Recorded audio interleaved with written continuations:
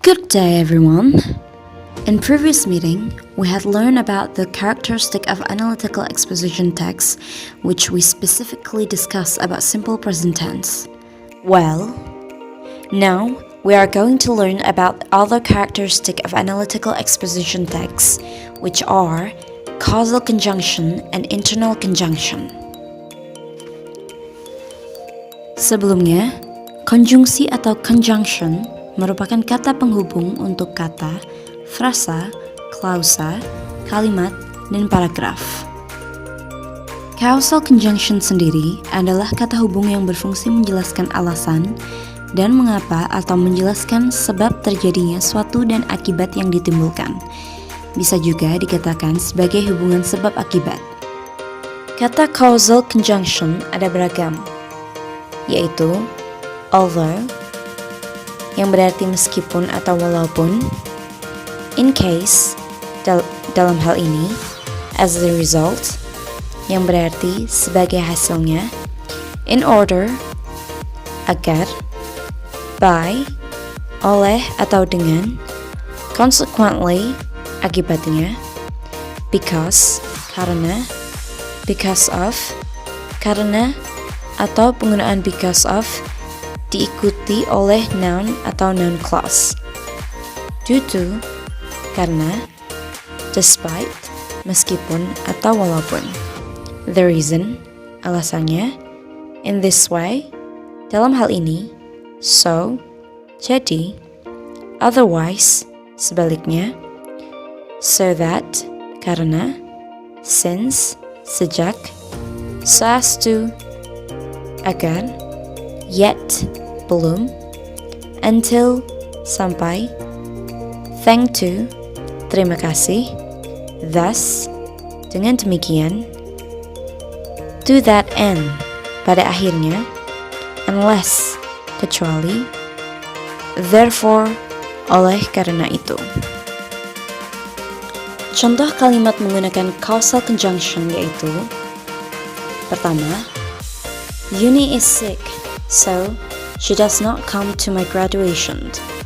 Yang berarti, Yuni sakit sehingga dia tidak dapat ke kelulusanku. Kedua, thanks to your umbrella, I am joined the first class. Yang berarti, berkat payungmu, aku bisa mengikuti kuliah pertama. Ketiga, due to the party, I came late this morning. Berarti, karena pestanya, aku datang terlambat pagi ini. Keempat, Diana won that scholarship as she made very good motivation letter. Yang berarti, Diana memenangkan beasiswa itu karena dia membuat surat motivasi yang sangat bagus. Kelima, my niece get the first rank since she took the private program. Yang berarti, keponakan perempuanku mendapatkan ranking pertama sejak dia mengikuti program les privat. Berikutnya adalah internal conjunction. Konjungsi internal adalah kata penghubung atau konjungsi yang membangun teks dengan cara menghubungkan argumen atau ide yang terdapat dalam dua klausa simplex atau kalimat tunggal. Konjungsi internal juga dapat dibagi ke dalam 4 kategori makna, yaitu 1. Penambahan dalam kurung addition yang berfungsi menambah argumen. Kedua, perbandingan dalam kurung comparison yang berfungsi membandingkan atau mengkontraskan argumen dan bukti. Ketiga, waktu dalam kurung time yang berfungsi mengurutkan argumen di dalam teks.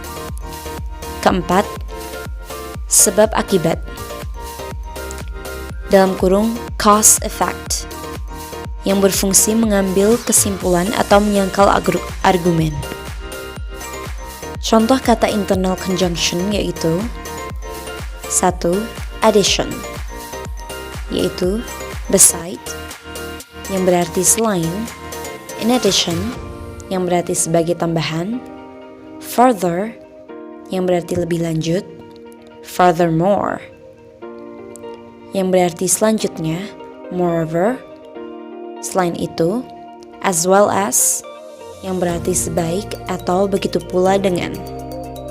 Yang kedua, comparisons. Contohnya, but, yang berarti tapi, meanwhile, yang berarti sementara itu, on the other hand, yang berarti di samping itu, and contrast, yang berarti sebaliknya. Ketiga, time.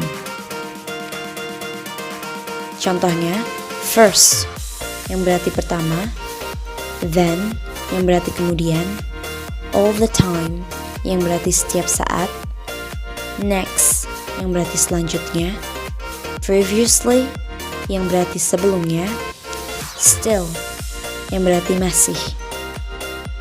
Yang keempat, cause effect. Contohnya, as a result, yang berarti hasil dari, because, yang berarti karena, by, yang berarti oleh, due to, yang berarti disebabkan oleh, consequently, yang berarti karena itu, dan lain-lain.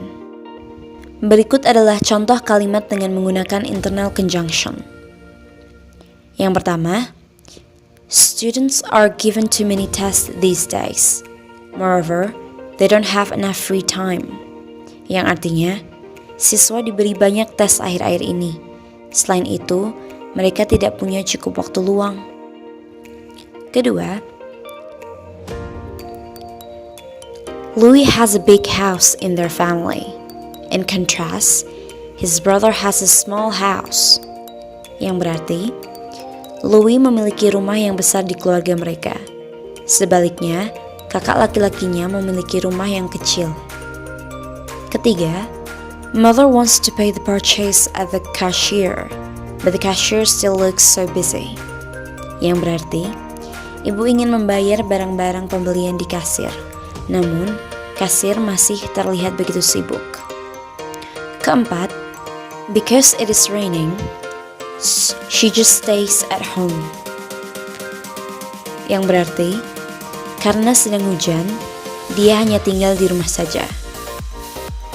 Sekian dari materi untuk pertemuan kali ini. Thank you for your attention and have a wonderful day.